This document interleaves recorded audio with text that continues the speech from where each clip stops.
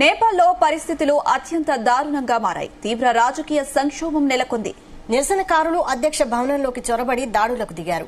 ప్రధాని ఓలీ రాజీనామా చేసే అవకాశాలు కనిపిస్తున్నాయి. ఆయన దుబాయ్ పారిపోయేందుకు సిద్దమైనట్లు భావిస్తున్నారు. ఇప్పటికే 3 మంత్రులు కూడా రాజీనామా చేశారు. మాజీ ప్రధాని మంత్రుల ఇళ్లపై నిరసనకారులు దాడులు నిర్వహించారు. శ్రీలంక, బంగ్లాదేశ్ తరహాలోనే ఇప్పుడు నేపాల్లోనూ పరిస్థితులు కనిపిస్తున్నాయి.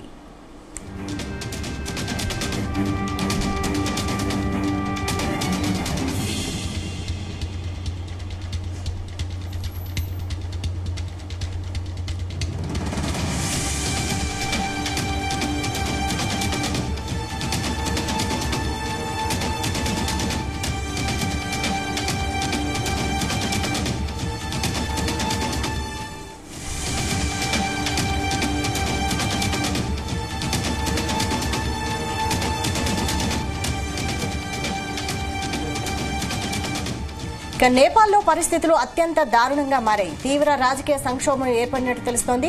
దీనికి సంబంధించి మరిన్ని details chief news coordinator Radhakrishna అందిస్తారు. రాధాకృష్ణ.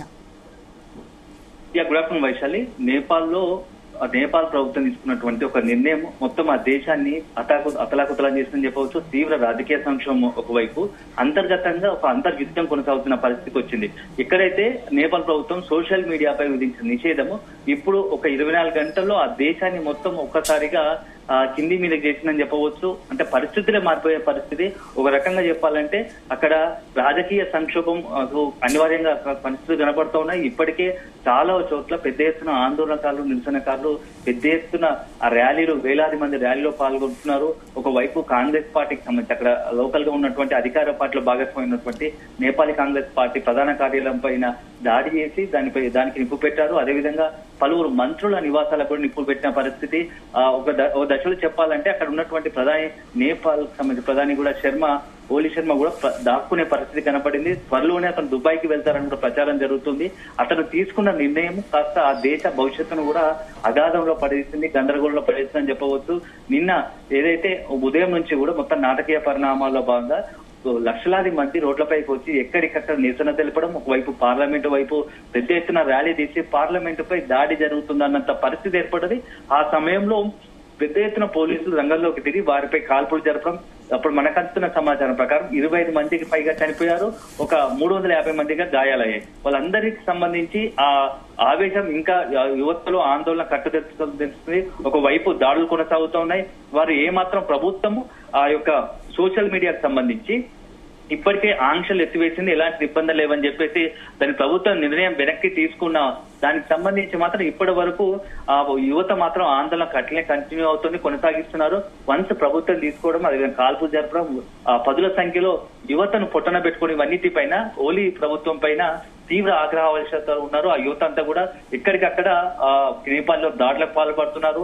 మంత్రుల నివాసాలకు నిప్పు పెడుతున్నారు. అదే సందర్భంలో పార్టీ ఆఫీసర్లకు నిప్పులు పెడుతున్నారు. ఇదొక వైపు జరుగుతూ ఉంటే ప్రస్తుతంలో దేశంలో నెలకొన్న తాజా పరిస్థితులపై ప్రధాని ఓలీ శర్మ కూడా కొంత మొత్తం ఆరాధించే ప్రయత్నం చేస్తున్నారు. ప్రస్తుతం సమస్య సద్దుమణగాలంటే ఏం చేయాలనే దానిపైన ఈ రోజు సాయంత్రం 6 గంటలకు ఆల్ పార్టీ మీటింగ్ కూడా పెట్టినట్టుగా తెలుస్తోంది. అయితే ప్రతిపక్షాలు మాత్రం చేసిందంతా చేసి ఇప్పుడు ఆల్ పార్టీకి మీటింగ్ పెట్టేలా, ఇప్పుడు చేతులు కాలాక ఆకులు పట్టుకుంటే ఏమొస్తుంది, ఇప్పటికే జరగాల్సిన నష్టం జరిగిపోయింది అని చెప్పేసి ఆ ప్రతిపక్షాలను చూడడం కొంత పెరిగిపో విమర్శలు వస్తున్నాయి. సో మొత్తంగా అక్కడ ఉన్నటువంటి సోషల్ మీడియా పైన ఏదైతే అతను పెట్టిన నిబంధనలు ఉన్నాయో ప్రభుత్వ పరంగా, అది మొత్తం పూర్తి స్థాయిలో ఆ దేశాన్ని ఒక గందరగోళ పరిస్థితిలో రాజకీయ సంక్షోభానికి కారణమైందని చెప్పవచ్చు వైశాలి.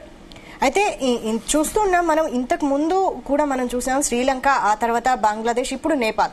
ఎందుకని భారత్ సరిహద్దుల్లో ఉన్న చిన్న చిన్న దేశాల్లో ఇలాంటి పరిస్థితులు ఎందుకు ఏర్పడుతున్నాయి? రాజకీయ అస్థిరత ఎందుకు ఏర్పడుతుంది? ఖచ్చితంగా మనం కొద్ది రోజుల క్రితం చూసాం శ్రీలంకీయంగా ఒకవైపు మొత్తం కూడా ఆర్థికంగా ఇబ్బందికర పరిస్థితి, అక్కడ ఉన్న రాజకీయ సంక్షోభం కారణంగా దాడులు వరుసపెట్టి అక్కడ ఉన్నటువంటి ప్రధాని నివాసం, ముఖ్య నాయకుల దేశ అధ్యక్షుడి నివాసం పైనే దాడి చేసి మొత్తం విధ్వంసం సృష్టించిన పరిస్థితి.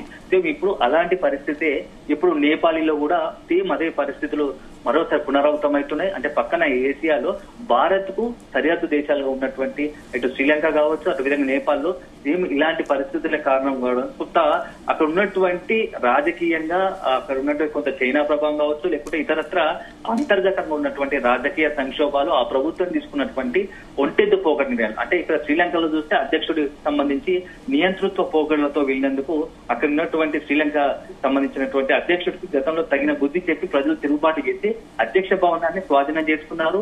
ఓ రకంగా మొత్తం ప్రజలు ఒక స్వతంత్రాన్ని తెచ్చుకున్నంత పరిస్థితి శ్రీలంకలో చూసాం. ఇప్పుడు నేపాల్లో ఓలీ శర్మ పరిస్థితి కూడా అదే రకంగా నియంతృత్వ పోగొట్లు అట్లా తీసుకున్న నిర్ణయాలు ఆ నేపాల్ మొత్తం భవిష్యత్తు కూడా కొంత గందరగోళ పరిస్థితి చెప్పవచ్చు. సో దాంట్లో భాగంగానే నిన్న దాడులు జరిగాయని మనం అనుకోవాల్సి ఉంటుంది. వైశాఖి అయితే రాధాకృష్ణ, ఈ నేపథ్యంలో పలువురు మంత్రులు కూడా రాజీనామా చేస్తున్నారు. ఈ క్రమంలోనే ఓలీ కూడా దేశాన్ని వీడి దుబాయ్ వెళ్లేందుకు సిద్ధమైనట్లు తెలుస్తోంది. దీనిపై అప్డేట్స్ ఏంటి?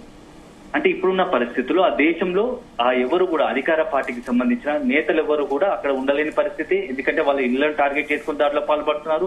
వాళ్ళు కనబడితే ఎంత పరిస్థితికైనా చేయి దాటిపోయే పరిస్థితి ఉంది. కాబట్టి ముందస్తుగా కొద్ది రోజుల పాటు విదేశాలకు వెళ్లాలనే ఆలోచనలో అక్కడ ఉన్నటువంటి అధికార పార్టీకి సంబంధించినటువంటి సభ్యులు ఉన్నట్టుగా తెలుస్తోంది. ఇప్పుడు దాంట్లో భాగంగానే ఆ ప్రధాని కూడా ఓలీ శర్మ దుబాయ్కి వెళ్తున్నట్టుగా తెలుస్తోంది. దుబాయ్కి వెళ్లే ఆలోచనలు అతని నుంచి దగ్గర కుటుంబ సభ్యులందరినీ తీసుకొని దుబాయ్కి పారిపోతున్నారు, దుబాయ్కి వెళ్తున్నారని చెప్పేసి ఒక ప్రచారం జరుగుతోంది.